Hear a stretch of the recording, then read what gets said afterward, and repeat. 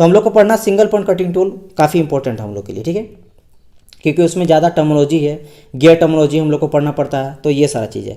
तो हम लोग यहाँ पे ध्यान से पढ़ना क्या बोला गया है।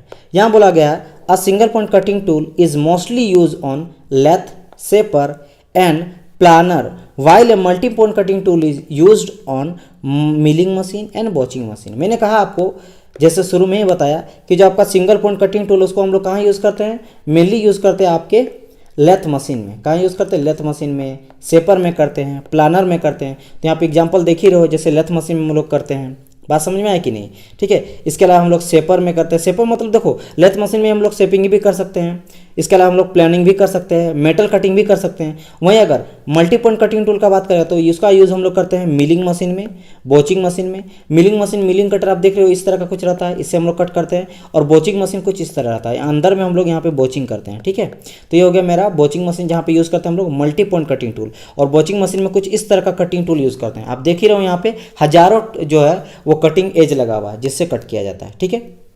ओके, तो ये मेरा फिगर भी हो गया। अब हम लोग कुछ देखो यहाँ पे जो है ये जो दिया गया सिंगल पॉइंट कटिंग टूल का बात किया, यहाँ भी जो है ये यही चीज़ है, सिंगल पॉइंट कटिंग टूल है ये दोनों। तो यहाँ पे बहुत सारा चीज़ टर्मोलॉजी होता है, ठीक है, जिसमें आ जाता है आपका सेंक, क्योंकि जब हम लोग सिंगल पॉइंट कटिंग टूल का यूज़ करते हैं तो ये जानना, जैसे मैंने कहा सिंगल पॉइंट कटिंग टूल हम लोग को पढ़ना इंपॉर्टेंट है। तो यहाँ पर हम लोग ये सारा चीज़ देखेंगे कि वन बाय वन करके सब चीज़ बोलते क्या है, फेस किसको बोलते हैं, सेंक किसको बोलते हैं, बेस किसको बोलते हैं, ये और जितना सारा चीज़ है वन बाय वन करके सब चीज़ मैं आपको बताऊँगा, ठीक है।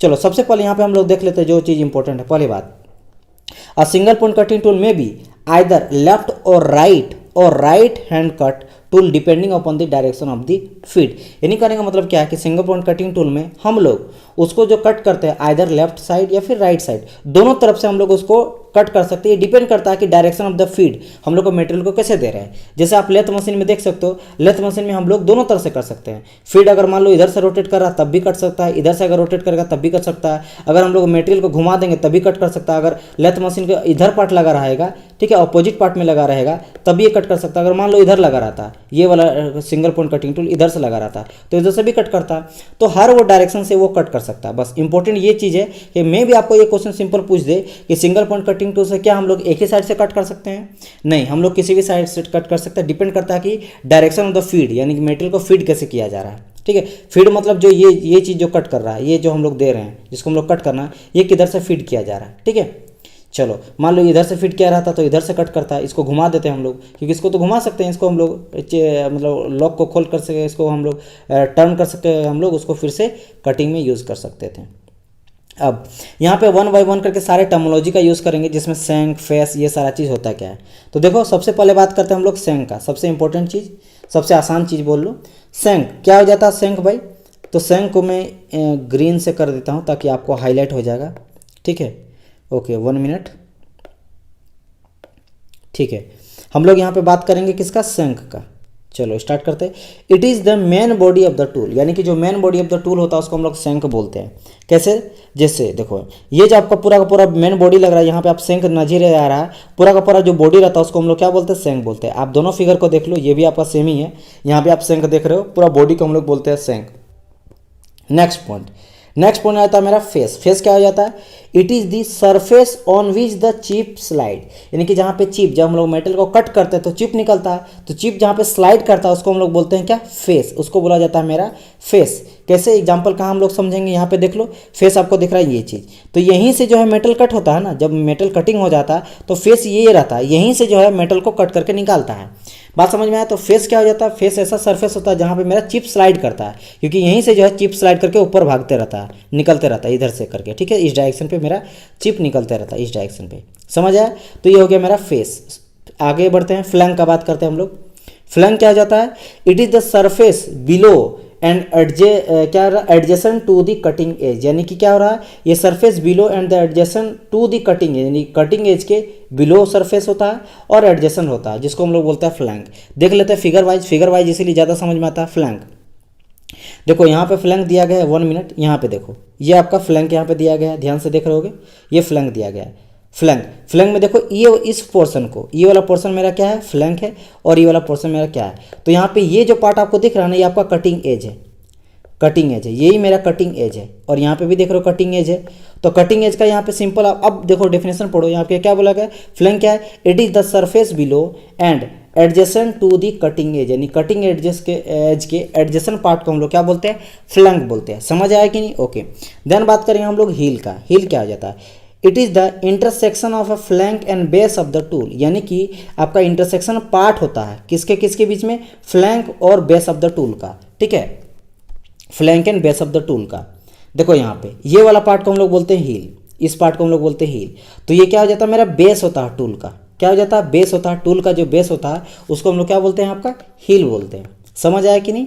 ठीक है, मेनली हो जाता है मेरा बेस, और बाकी इंटरसेक्शन फ्लैंक का जो है इंटरसेक्शन पार्ट तो होता ही है, क्योंकि आप देख ही रहे हो कि ये मेरा फ्लैंक है, तो फ्लैंक का जो इंटरसेक्शन पार्ट है ये टच ही कर रहा है ना। मूव करते आगे, फिर बात किया है मेरा नोज का। नोज क्या हो जाता है, it is the intersection of side cutting edge and in cutting edge, मतलब जो इन कटिंग एज एंगल होता है और साइड कटिंग एज एंगल होता है उसके जो इंटरसेक्शन पार्ट होता है उसको हम लोग बोलते हैं नोज। ये देखो मेरा नोज, 1 मिनट पहले मैं ये सब सारा को मिटा देता हूँ, फिर मैं आपको बताता हूँ नोज कहाँ पे है, ठीक है।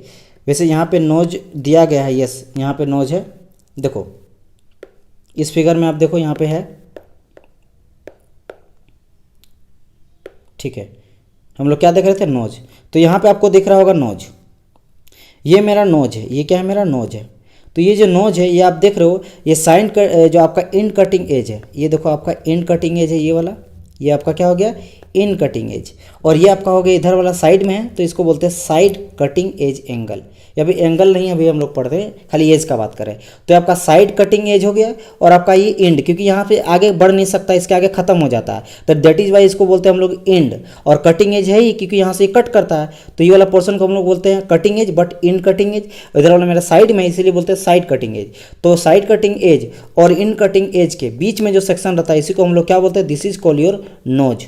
तो ये इंटरसेक्शन पार्ट होता है between the in cutting edge and side cutting edge. बात समझ में आए? और देखो यहाँ पे फ्लैंक का भी बात कर दिया गया, 2 फ्लैंक का बात किया गया, एक तो आपका इस वाले फ्लैंक का बात किया गया और आपका इस फ्लैंक का बात किया गया, ठीक है। ये माइनर फ्लैंक है और मेजर फ्लैंक है। मेजर फ्लैंक चूंकि ये बड़ा एरिया रहता है इसीलिए इसको हम लोग मेजर फ्लैंक कहते हैं। और फ्लैंक था क्या, ये मेरा एडजेसेंट था कटिंग एज का, क्योंकि देखो कटिंग एज का एडजेसेंट पार्ट है। कटिंग एज मैंने जस्ट यहाँ कहा, उसका जस्ट एडजेसेंट पार्ट है, क्योंकि ये आपका कटिंग एज यहाँ रह गया और ये आपका एडजेसेंट पार्ट हो गया, तो ये हम लोग बोलेंगे क्या, फ्लैंक, यानी adjacent part of the cutting as is called flank. Now अब बात करते हैं हम लोग कटिंग एज। कटिंग एज जो अभी हम लोग बात कर रहे हैं, कटिंग एज आखिर है क्या उसको पढ़ लेते हैं। कटिंग एज यहाँ पे क्या बोल रहा है, it is the edge on the face of the tool which remove the material from the work piece, यानी कि वर्क पीस से मटेरियल को रिमूव करने का जो एज होता है उसी को हम लोग बोलते हैं कटिंग एज। नाम से पता चला कटिंग एज मतलब ऐसा एज, धार, ऐसा धार जहाँ से हम लोग कट करते हैं। किसको कट करते हैं, वर्क पीस के मटेरियल को हटाने में कट करते हैं, तो वो मेरा कहलाता है कटिंग एज। जहाँ पे ये सारा चीज़ मैं इतना ड्रॉ कर दिया, इसको मैं हटा रहा हूँ, तो कटिंग एज यहाँ पे क्या हो जाएगा, यहाँ पे कटिंग एज आपका हो गया ये वाला पार्ट, ये हो जाएगा कटिंग एज, और ये वाला पार्ट हो जाएगा मेरा कटिंग एज। तो ये एंड और ये साइड। तो अब तो पक्का क्लियर हो गया होगा, यहाँ पे फेस क्लियर हो गया होगा, बेस क्लियर हो गया होगा, संग भी क्लियर हो गया होगा। कटिंग एज मैं आपको बता दिया, साइड और एंड कटिंग एज बता दिया, हील बता दिया, नोज बता दिया, फ्लैंक भी आपसे क्लियर हो गया। तो कुछ फंडामेंटल चीज़ आपसे क्लियर हो गया। नाउ